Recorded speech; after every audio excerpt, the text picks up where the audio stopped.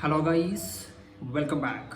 +1 അപേക്ഷയുമായിട്ട് ബന്ധപ്പെട്ട് +1 അലോട്ട്മെൻറ്റുമായിട്ട് ബന്ധപ്പെട്ടിട്ടുള്ള വളരെ പ്രധാനപ്പെട്ട ഒരു കാര്യമാണ് നമ്മളിപ്പോൾ ഡിസ്കസ് ചെയ്യുന്നത്. പല വിദ്യാർത്ഥികൾക്കും അപേക്ഷ കൊടുക്കുന്ന സമയത്ത് പറ്റുന്ന ഒരു അബദ്ധം നിങ്ങൾക്ക് ഈ വർഷം വരാൻ പാടില്ല. അപ്പം അതുകൊണ്ട് തന്നെയാണ് ഈ കാര്യം അപേക്ഷയ്ക്ക് മുമ്പേ നിങ്ങളുമായിട്ട് പങ്കുവയ്ക്കുന്നത്. അപ്പോൾ +1 അപേക്ഷ കൊടുക്കാൻ പോകുന്ന മുഴുവൻ വിദ്യാർത്ഥികളും രക്ഷിതാക്കളും വീഡിയോ പൂർണ്ണമായിട്ട് കാണുക. പരമാവധി ഈ വീഡിയോ ഷെയർ ചെയ്ത് കൊടുക്കുക. അതായത് അപേക്ഷ കൊടുക്കുന്ന സമയത്ത് ഏറ്റവും പ്രധാനമായിട്ടും നിങ്ങൾ ശ്രദ്ധിക്കേണ്ട കാര്യം, സ്കൂളിൻ്റെ കോഡും മാറാൻ പാടില്ല, കോഴ്സിൻ്റെ കോഡും മാറാൻ പാടില്ല. ഓരോ കോഴ്സിനും ഓരോ കോഡുകളാണ്. എക്സാമ്പിൾ പറയുകയാണെങ്കിൽ സയൻസിൽ തന്നെ വ്യത്യസ്ത സബ്ജക്റ്റുകൾ അടങ്ങിയ കോഴ്സുകളുണ്ട്. Example physics, chemistry, biology, mathematics എന്നീ സബ്ജക്റ്റുകളോട് കൂടിയിട്ടുള്ള കോഴ്സാണ് നിങ്ങൾ പഠിക്കാൻ ആഗ്രഹിക്കുന്നത് എങ്കിൽ ആ ഒരു കോഴ്സിൻ്റെ കോഡ് 1 ആണ്.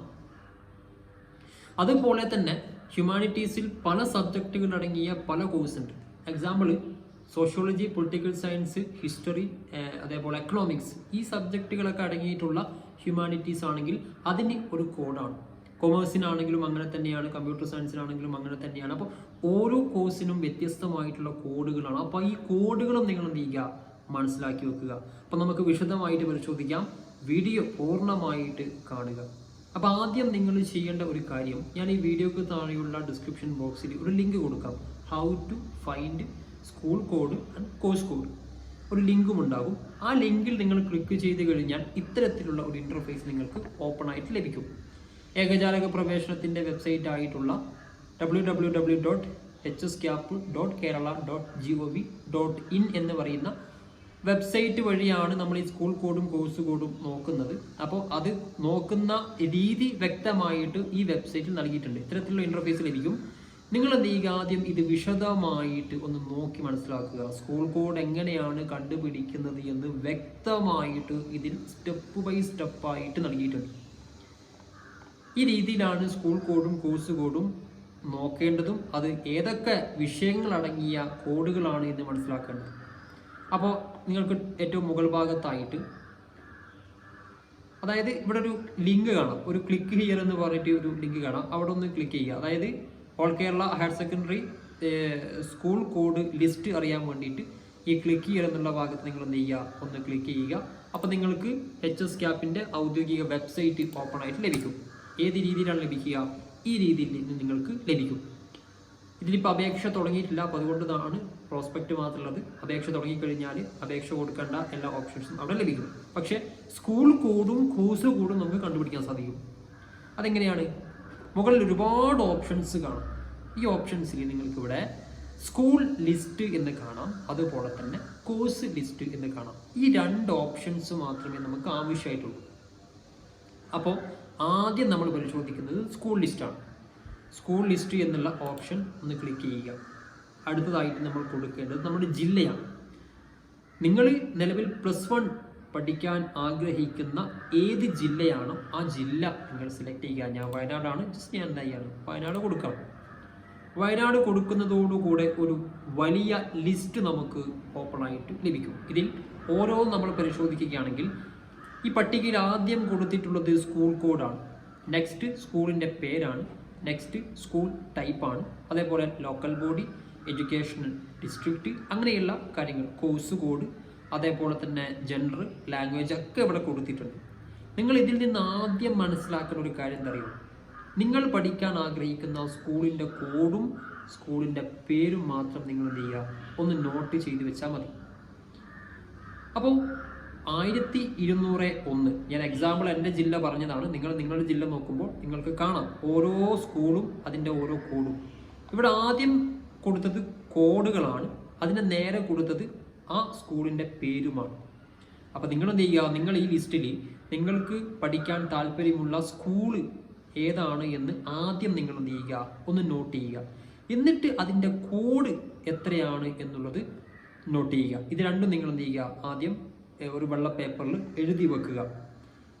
അതിൻ്റെ നേരെയായിട്ട് നിങ്ങൾക്ക് ഇവിടെ കോഴ്സ് കോഡ് എന്ന് കാണും. ഈ കോഴ്സ് കോഡ് എന്നുള്ള ഭാഗം ആ സ്കൂളിൽ പഠിപ്പിക്കുന്ന കോഴ്സുകൾ ഏതൊക്കെയാണ് എന്നാണ് ഇവിടെ കൊടുത്തിട്ടുള്ളത്. അപ്പോൾ അത് നമുക്ക് പിന്നീട് ചർച്ച ചെയ്യാം. ഓരോ കോഡിനും ഏത് സബ്ജക്റ്റുകളാണ് വരുന്നത് എന്നൊക്കെ നമുക്കത് ചെയ്യാം, നെക്സ്റ്റ് ആയിട്ടൊന്ന് ചർച്ച ചെയ്യാം.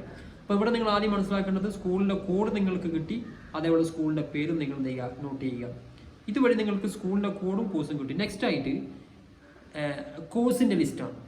കോഴ്സിൻ്റെ ലിസ്റ്റ് എന്നുള്ള ഈ ഒരു ഓപ്ഷൻ നിങ്ങൾക്ക് കാണാം, അവിടെ ഒന്ന് ക്ലിക്ക് ചെയ്യുക. അവിടെ ക്ലിക്ക് ചെയ്ത് കഴിഞ്ഞാൽ നിങ്ങൾക്ക് കോഴ്സിൻ്റെ കോഡും അതേപോലെ തന്നെ കോഴ്സിൻ്റെ പേരും ഒക്കെ ലഭിക്കും. നോക്കുക, കോഴ്സ് കോഡ് നമ്പർ 1 എന്ന നമ്പറുള്ള കോഡിൻ്റെ അതിൽ വരുന്ന സബ്ജക്റ്റുകൾ ഏതൊക്കെയാണ് എന്ന് നിങ്ങൾ മനസ്സിലാക്കുക. ഫിസിക്സ്, കെമിസ്ട്രി, ബയോളജി, മാത്തമാറ്റിക്സ്, ഈ വിഷയങ്ങൾ, പ്രധാന വിഷയങ്ങൾ അടങ്ങിയിട്ടുള്ള ഈ ഒരു കോഴ്സ് സയൻസ് കോഴ്സാണ്. ഈ സയൻസ് കോഴ്സിൻ്റെ കോഡ് എന്ന് പറയുന്നത് 1 ആണ്. അപ്പം നിങ്ങൾ +1 അപേക്ഷ കൊടുക്കുമ്പോൾ സ്കൂളിൻ്റെ കോഡ് നേരത്തെ നമ്മൾ പറഞ്ഞു, ആ കോഡ് കൊടുത്തു. നെക്സ്റ്റ് ആയിട്ട് അവിടെ പഠിക്കാൻ താല്പര്യമുള്ള കോഴ്സ് ഏതാണെന്ന് ചോദിക്കുന്ന സമയത്ത് അവിടെ നിങ്ങൾ എന്ത് ചെയ്യുക, ഈ വിഷയങ്ങൾ അടങ്ങിയിട്ടുള്ള കോഴ്സ് ആണെങ്കിൽ 1 കൊടുക്കുക. 1 പറഞ്ഞു കഴിഞ്ഞാൽ ഫിസിക്സ്, കെമിസ്ട്രി, ബയോളജി, മാത്തമാറ്റിക്സ് എന്നീ സബ്ജക്റ്റുകൾ അടങ്ങിയ സയൻസ് വിഷയം, അതാണ് നിങ്ങൾ കൊടുക്കേണ്ടത്. നമ്പർ 2 കോഡ് നമ്പർ 2 വരുന്നത് physics, chemistry, biology, home science. അവിടെ ഒരു സബ്ജക്റ്റ് മാറിയത് കൊണ്ട് തന്നെ അവിടെ കോഴ്സിൻ്റെ കോഡും മാറി. ഇനി 3 എന്ന് കോഡുള്ള കോഴ്സിൽ വരുന്ന സബ്ജക്റ്റുകൾ physics, chemistry, home science, mathematics, അങ്ങനെ ഒരുപാട് കോഴ്സുകൾ ഇവിടെ ലഭ്യമാണ്. ഇനി ഹ്യൂമാനിറ്റീസ് ആണെങ്കിൽ നോക്കുക, കോഴ്സ് നമ്പർ 13 നോക്കുക. 13 history, economics, political science, music. അതുപോലെ 12 history, economics, political science, geology. അതേപോലെ തന്നെ 11 സാധാരണ വരുന്ന ഹ്യൂമാനിറ്റീസ് വിഷയങ്ങളിൽ history, economics, political science, sociology. ഇതിൻ്റെ കോഡ് 11 ആണ്.